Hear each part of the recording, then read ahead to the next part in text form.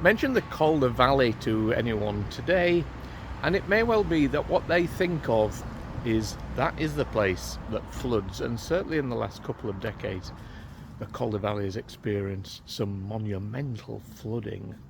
However, you may well think of it as something that has only happened in recent times, but today we're going back over 150 years to a flood that affected the Calder Valley way back in 1870.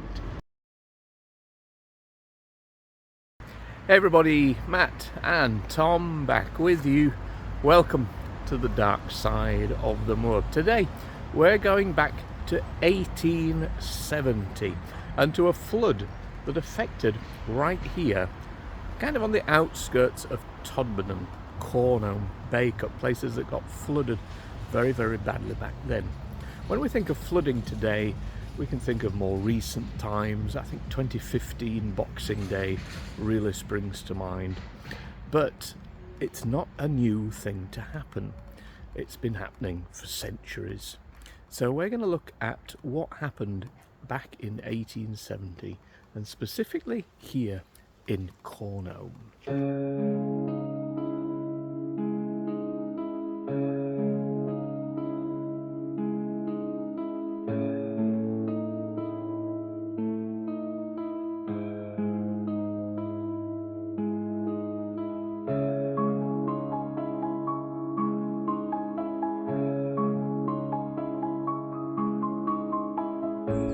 So I'm sure if you are watching this in the Calder Valley, it may well be you have your own flooding story. I'll just briefly tell you mine. 2005 or 6, I think, I moved to Todmorden, and I came with me everything I'd pretty much owned as a child till then. I was a bit of a hoarder. So all my books, my Spectrum and all my games, a lot of music tapes, and yeah, almost an entire Doctor Who collection as well. And everything I put in boxes. I had box after box, and I just thought I can't be bothered putting them anywhere yet. I'm going to put them in the cellar. 3 weeks later there was a flood, quite a bad flood, and I didn't know where we were living that place would flood, because in my head I thought it's nowhere near water. But what happened is all the water came up from underneath, and of course the lowest floor was the cellar, and came home to find everything I owned floating in wet, sewagey mud and sludge. So basically everything I ever owned as a child went in dustbin bags straight out into the yard. It was an interesting way of clearing everything I'd ever owned, and yeah, I wasn't as sad as you might think. It was okay, and since then I've not been a hoarder of anything. Yeah, it's better to be that way, I think. But yeah, my parents lived in Old Town, lived there over 50 years, and again, Old Town, 1.5 miles uphill from Hebden Bridge. You'd think that was perfectly safe. They got flooded once, almost like a flash flood. The water comes in the back door. Out the front, they were out of the house. That was another really bad year.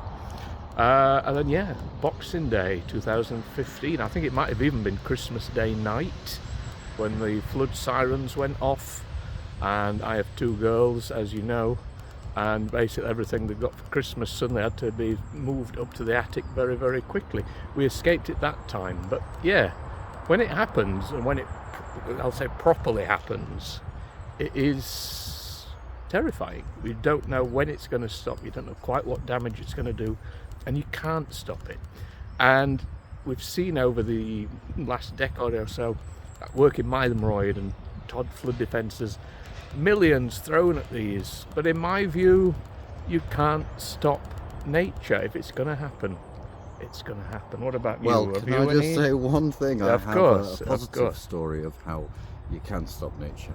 Because I bought my house in Oldroyd, which again is about halfway up the hill towards the Shepherd's Rest. And I wouldn't have thought that flooded, but no, that flooded several times in the last few years, and every time people had to have new stuff, and you know, it came through a bit like your mum's. But they put a flood defence in 2018, and they dug through Slow the Flow. They got a grant, and I think it was only something like £15,000. I think they had to put up a bit of money themselves. They got a grant, and basically it's a channel that stops the waterfall that appears in the field behind us. Okay. And it takes it round into a pool, and then it slowly releases it into the canal. And so it can take 1 in 200 flood. Wow, okay. My flood defence. There My you go. flood defence. Your The flood- old Droid flood My defence. flood defence is So a thanks naff. to slow the flow. And really, there should be more of these sort of schemes and ponds, because I think that saved everyone. I mean, there were 4 or 5 houses that were affected every couple of years by this flood, because the waterfall in the backfield appears. And even when Todmorden doesn't necessarily flood, these are getting flooded. And it saved them a new kitchen every 2 or 3 years. And There you go. that's my There story. are some positives. There are some positives. We have learnt something. That's We have.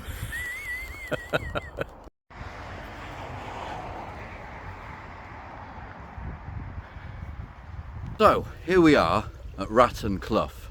Now, on the 9th of July, which was a Saturday, 1870, a normal, beautiful summer's day, all of a sudden, a massive, massive deluge of cloud and rain and heftiness breaks on top of the moor, right up there, destroying several places. Burnley destroyed, Bacup ruined with £100,000 worth of damage, and of course Cornholme also suffered a lot, and it's Cornholme today that we're going to focus on. So here we are at Ratencluff. Now, some of you might know that painting, which might be appearing on screen now, of Ratencluff from the 1700s. Some of you might not.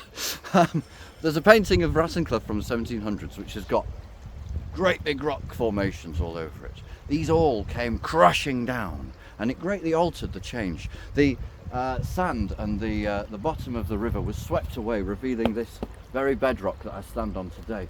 As you can see, there are great big boulders in the fields, which may be from the time of the 1870 flood, when boulders of up to 6 tons were spread across about 7 or 8 different acres. And unfortunately, also at Ratencluff, this is the site of where 2 infant children, Sarah, aged 2, and Betsy, aged 4, Goodall, were swept away and drowned. The flood continued down the valley.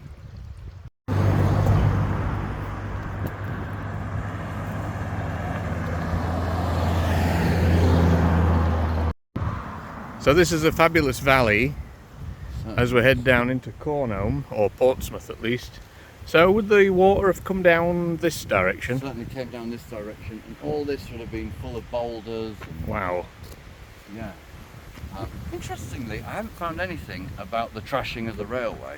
But presumably, I don't know, was the railway there in 1870. This specific one? Maybe not this specific one. I don't know. Not sure. Yeah. Yeah. But anyway. Right.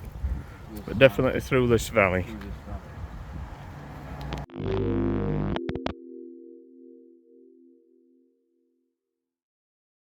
So behind me is the mill of Mr. John Colling, also known as Portsmouth Mill. And as you can see, the watercourse usually went round the back from this clough up here. And that day, it filled the bottom room of the mill to a height of about 7 feet in sludge. And it lifted a large boiler totally out of its position and covered another one deep under another 1.5 feet of mud. On top of which several looms and other bits of equipment ended up vastly washing out into the field below. The mule room, which was about 45 to 75 by 75 feet, was completely filled with machinery from other parts of the building, and the weaving shed, which was at the back near the watercourse, had been decimated. It lost two walls, and the entire roof came down. The estimated damage was £6,000, and Mr. John Colling had only just recovered from the fall in the price of cotton that had happened a few years before. So yeah, it was very, very, very bad times. You have to remember as well with these mills that the people who worked there, if they had no money, or if the mill had to be repaired which obviously this was going to be a big clean-up operation, then those people would have no money, no work, and there was no benefit system then. So, wow, yeah, not good. So the building you can see just above Tom's head, that's Portsmouth Mill today, what's left of it, and is now flats, I think. And I suppose the bits that got flooded were probably at the back here and have been since demolished. Yeah. No, because it says Portsmouth Mill. No, Portsmouth Mill's certainly over.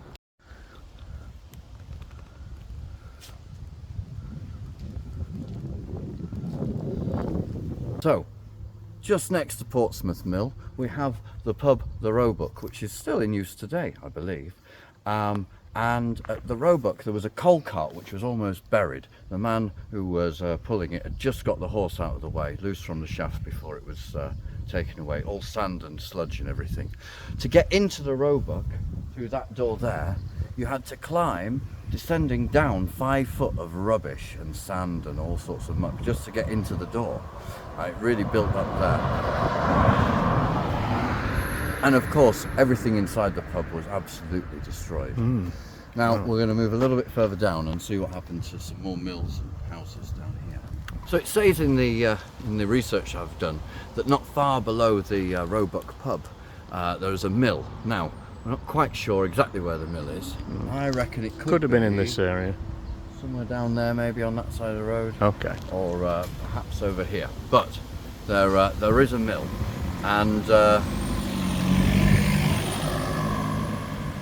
the corner of the weaving shed here again has gone, and all the rubbish has been brought down. 45 looms are covered in rubbish, and it's not light stuff, it's heavy stones and a mix of sand and everything else. So these looms are completely worthless. Not only that, all the never mind, all the warp and waft and all the other materials from the mill are all destroyed as well. Okay. What was the name of this mill? I don't know, I just know it was owned by Mr. Barlow and rented to Mr. Crossley. Okay. If there was any signal in Cornholme, we'd I would be have able looked to find it up it by now. Right. But in this area? But somewhere here. So the next part of the story, unfortunately, is the next fatality.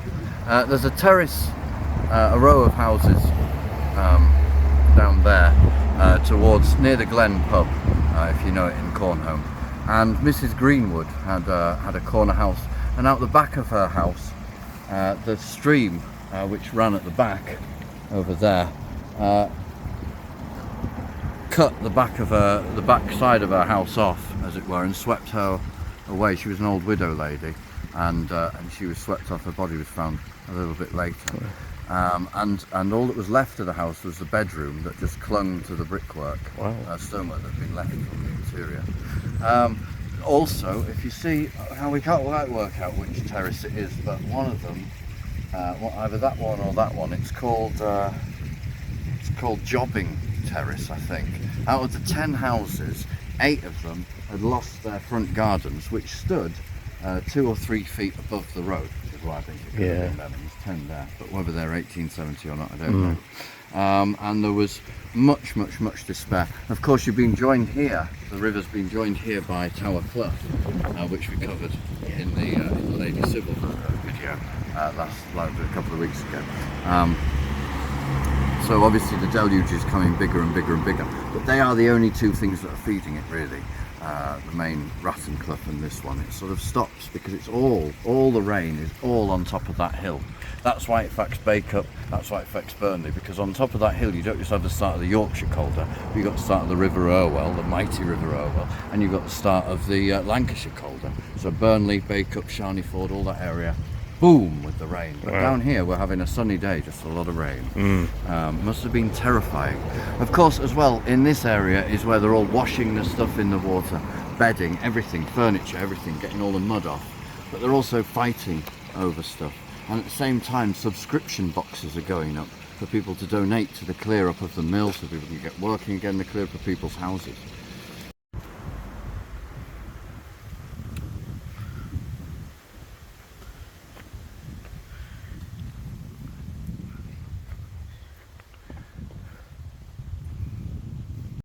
So fortunately, we don't seem to have any burial records of the 3 people who lost their lives in the 1870 flood, but we are currently in the Mount Zion graveyard.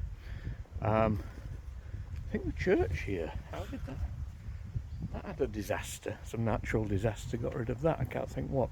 But there is a tomb here with a name on it which links into our story today.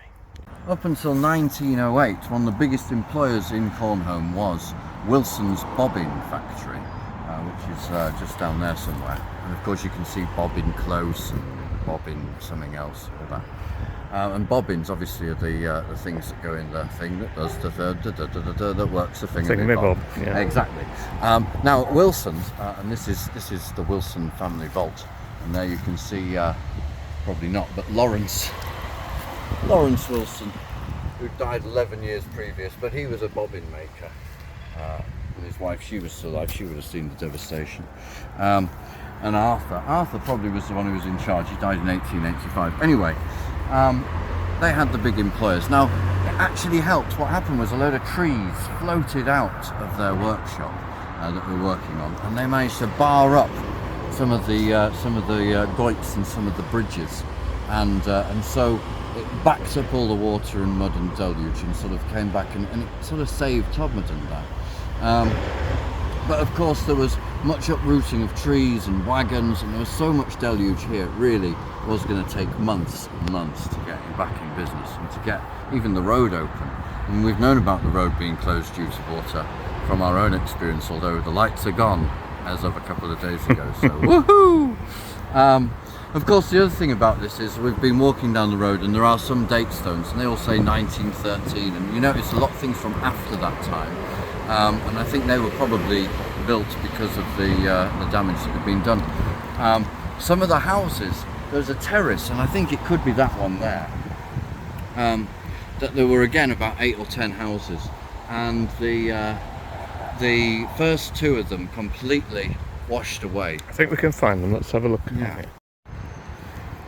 So the first 2 of the houses completely washed away, and the last house on the row lifted up in the air so high that and the floor underneath it created a great big sinkhole. Wow. And you could fit apparently a whole nother house in. So whether that row was totally demolished, or, yeah. Or what. So we think from there on the front, there, you can just make out that building there, and that building there definitely has the side of it. You can see where it would have connected. Cables and things. Yeah, obviously new buildings there today. Yeah. Wow. It did a lot of damage. Yeah. But that's why you don't build houses, Todmorden Council, on top of tunnels, watercourse tunnels, okay? It's a river. Yeah. So it's just a little side note. This is the ruins of Mount Zion Church here. And most intriguing is there in the middle, the war memorial survived.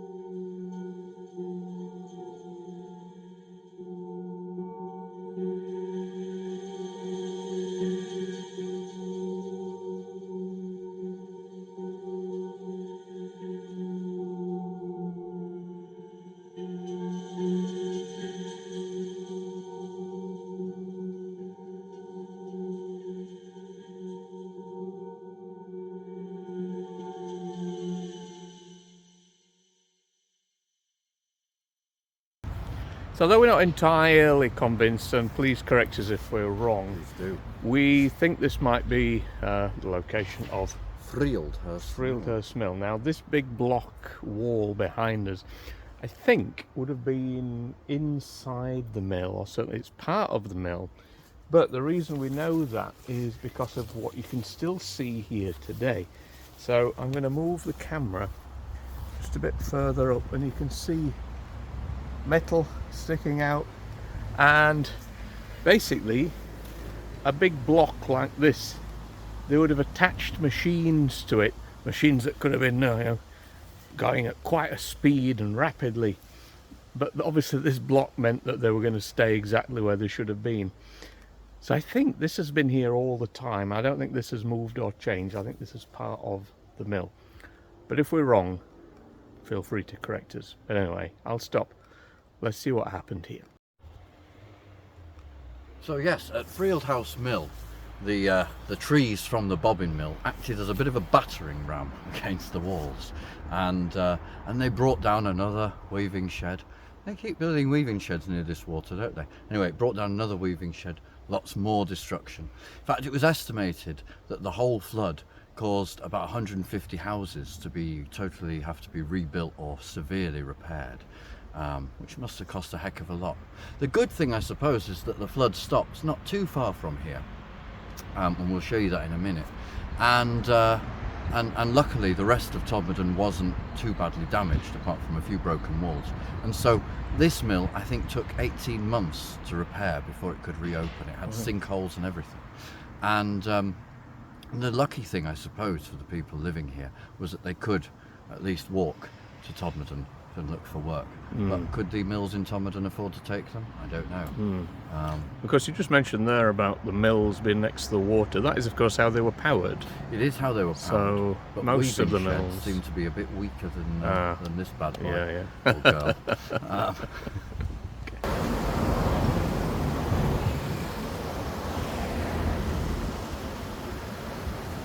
So it was somewhere around here that the water power really stopped. What happened was, there's a row of houses called Knox Terrace, and at the time they were built right over the river, and the weight of the houses on top of it, that might have saved them. And all the trees from the bobbing mill and everything else, they all built up round, and they built up, and it backed up some more, and backed up, and that saved Todmorden, because what came through here was no more than to do a little bit of damage to a few cow sheds.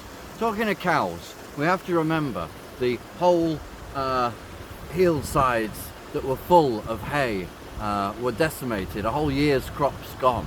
So the effects on the livestock, the effects on everybody in the whole area must have been huge. So yeah, Knox.